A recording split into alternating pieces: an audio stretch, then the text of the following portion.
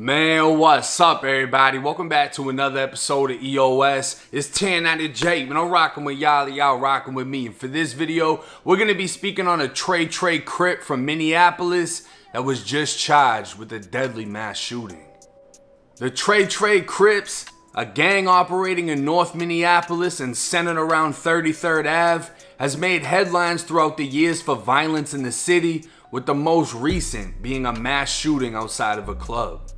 Saturday, May 22nd, around 1:58 a.m., officers responded to the sound of gunfire outside the Monarch nightclub in downtown Minneapolis. Officers arrived on scene finding multiple gunshot victims laid out in front of the club. A 24-year-old, later identified as Christopher Jones Jr., lay dead on the sidewalk with multiple gunshot wounds to his upper body. Police found a 9mm handgun by him and 12 discharged 9mm casings. And just south of where his body laid was another 10 discharged casings. A 21-year-old identified as Charlie Johnson was found dead a half block from the nightclub with a gunshot wound to his back. Charlie was trying to get an Uber out of downtown when gunfire broke out.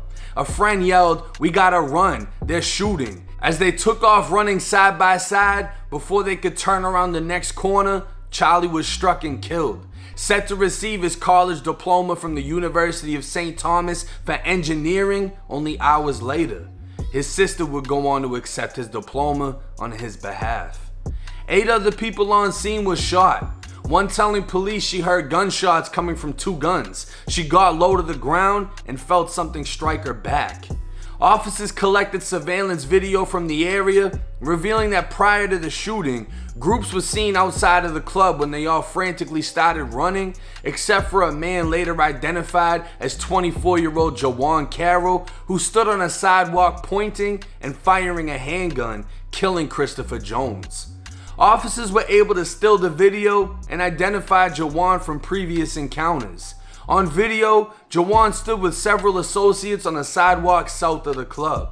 Christopher appeared on video with a group of his own, and a verbal altercation broke out between the two.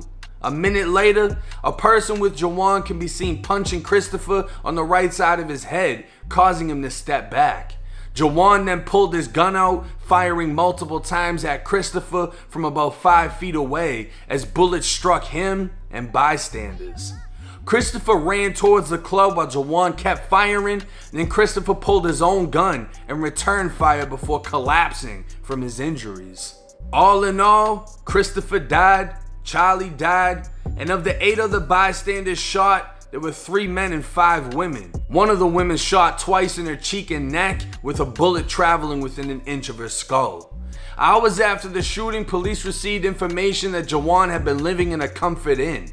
They conducted a search of the hotel room and were able to find the purple Nike sneakers Jawan was seen wearing on camera, and he was later taken into custody. Records show at the time of the shooting he had several felonies pending, including cases of assault and fleeing police in a motor vehicle. And back in 2016, Jawan was arrested for terroristic threats and possession of a pistol.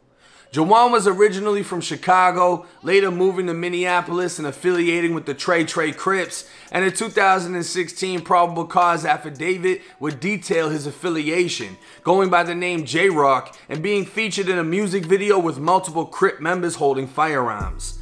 The video shows the front door to where a man named Jawan Osborne was killed back in 2011. He was known as Skits, and the Skit Squad gang is a rival to the Tre Tre Crips, as they repeatedly diss them throughout the song. Jawan would later be caught with a Ruger P89 displayed in the very same music video. Jawan Carroll is set to make his first court appearance the day this video is dropping, and we'll have to see what the future holds for the Tre Tre Crip mass shooter. Now, I think I can speak for everyone when the sympathy level for people that are gang affiliated when they die, it just isn't there as it is for people that are completely innocent bystanders. And as far as mass shootings, we usually expect a weird white kid with glasses and greasy hair to be the mass shooter, you know what I mean? It's usually somebody that's bugged out, a little fucked up in the head, whatever, or they're running up in a school, a business. It's always some weird random mental shit, versus this mass shooting was gang related. And honestly, there's tons of gang-related mass shootings. They just get swept under the rug. Like Chicago, they have a mass shooting every other fucking weekend. But for this kid, his buddy popped off, hit someone in their shit. He pulls out a gun and starts shooting from 5 feet away. And while he's shooting this other person, that other person pulls out a gun and starts firing. What is confusing about this is who actually shot and killed who. If Christopher Jones, the one who was punched, then shot, pulled out his own gun and shot back, if he was the one that shot or killed anyone, the responsibility, I don't think, would fall on him because it's self-defense. He's being shot as he pulls his gun out and starts firing back.